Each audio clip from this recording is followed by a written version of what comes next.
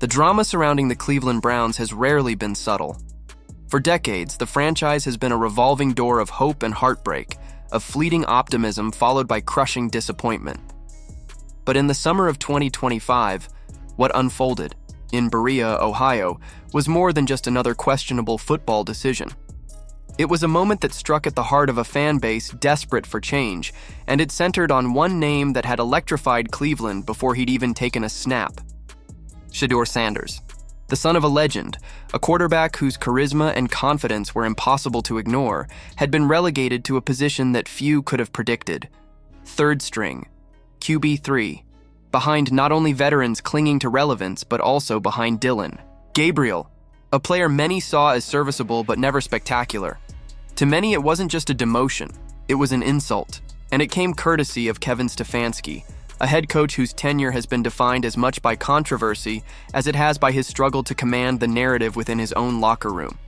From the outside, the move looked inexplicable. Sanders had done everything right since arriving in Cleveland. The moment his name was called on draft night, anticipation spread through the city like wildfire. Not since the arrival of Baker Mayfield had the Browns fan base felt such an electric current of hope, and even then, this felt different. Mayfield had swagger, yes, but he also carried with him the baggage of inconsistency. With Shedeur Sanders, the excitement wasn't just about hype, it was about potential realized in real time.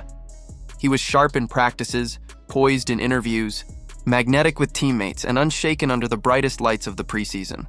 Every throw, every decision, every moment in front of the cameras suggested that Cleveland might finally have stumbled into something they had been searching for all along: a leader who could inspire belief. But that very charisma, that very energy, may have been precisely what threatened Kevin Stefanski. Coaches in the NFL often claim to want competition, to want players who push the envelope and raise expectations. Yet, when such a player arrives, the balance of power shifts. Shedeur Sanders didn't simply join the Browns, he shifted the spotlight. And for a head coach already fighting to keep control of his team, his plan, and his job, the presence of a rookie who threatened to steal that narrative outright was not a blessing. It was a threat. And so, when Stefanski stepped to the podium and read from his depth chart, his decision landed like a gut punch. Sanders wasn't QB1. He wasn't even QB2. He had been buried at QB3. The reaction was immediate and visceral. Fans erupted, analysts seethed, social media exploded into chaos. To the outside world, in the weeks leading up to that announcement, the writing had been on the wall for those paying close attention. While reporters praised Sanders for his early arrival times, his meticulous preparation, and his crisp throws in camp, Stefanski's tone remained oddly dismissive. He was quick to highlight the progress of Dylan Gabriel, even as Gabriel struggled to command the same respect or presence on the field. He offered polite, fleeting comments about Sanders, but rarely leaned into the hype. To some, it seemed like an attempt to manage expectations. To others, it looked like deliberate minimization. Whatever it was, it built to a crescendo when the official depth chart was released, and the message could not have been clearer. This was Stefanski's team, and Sanders would not be allowed to dictate the story. At least not yet, but if Stefanski believed he could contain that story, he miscalculated badly. Because in trying to bury Sanders, he amplified him. Fans are not easily fooled. They've watched the practices. They've listened to analysts, who saw Sanders outshine Gabriel on the field. They've felt the buzz that only Shedeur could generate. And when a fan base that has endured decades of mediocrity is given a spark, they cling to it with both hands. The outrage that followed was not the quiet grumbling of a disappointed crowd. It was a full-blown eruption. Twitter, Instagram, and YouTube lit up with fury. Memes spread like wildfire, painting Stefanski as a villain, a saboteur of his own team. Hashtags trended demanding Sanders' start, while others mocked Gabriel's promotion with cartoonish edits.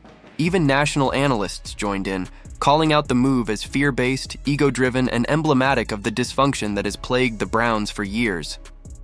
Inside the locker room, whispers grew louder.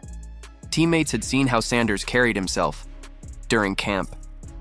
They respected his command, his poise, his ability to make difficult throws look effortless. To many of them, Sanders had looked like the real deal. And so, when the announcement came, disbelief rippled through the building. How could a player who so clearly outperformed his competition be demoted?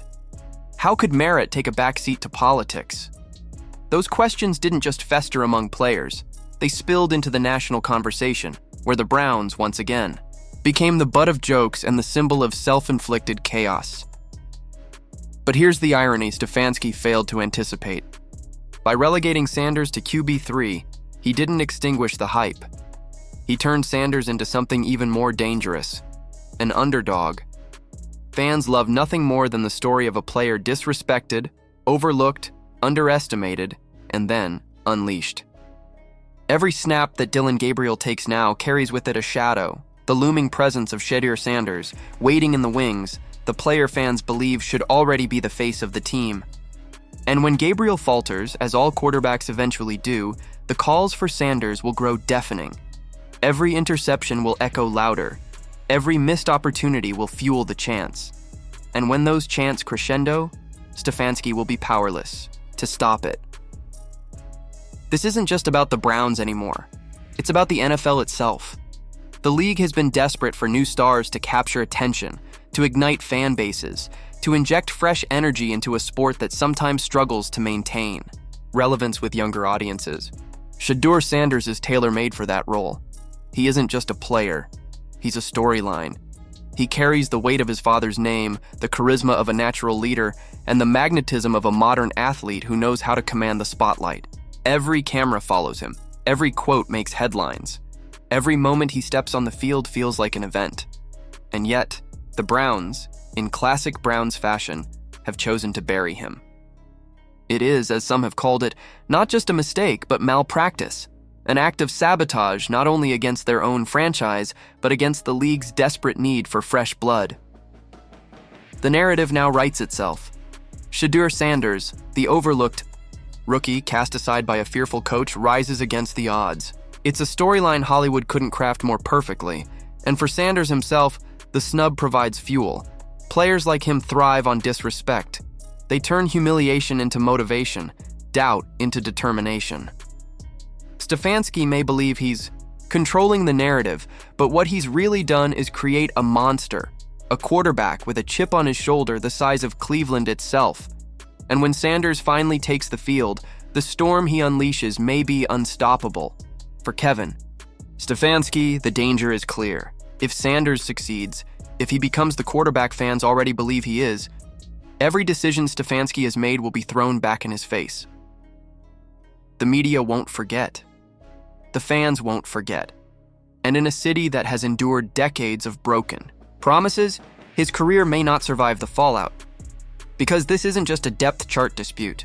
It's a battle for the soul of the franchise. It's fans versus management, talent versus politics, the future versus the past. And the truth is simple. Sanders will get his shot. It's no longer a question of if, only when. And when that moment comes, the consequences for Stefanski will be unavoidable, so here we are. Shedeur Sanders sits as QB3, disrespected but not diminished, humiliated but not broken. In many ways, this is just the beginning. The controversy will only grow, louder. The drama will only escalate. And the stage is being set for one of the most compelling storylines in modern NFL history.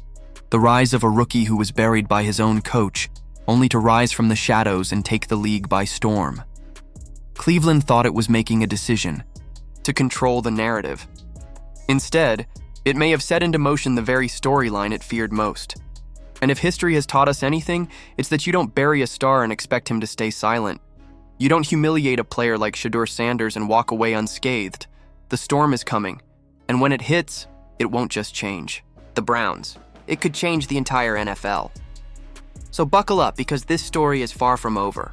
If you want to follow every twist, every shock, and every moment the league itself doesn't want you to miss, make sure you subscribe, drop a like, and tell me in the comments, is Kevin Stefanski protecting his job, or is he sabotaging the Browns' future? Because one way or another, the rise of Shedeur Sanders from QB3 to QB1 might just be the wildest ride of the NFL season.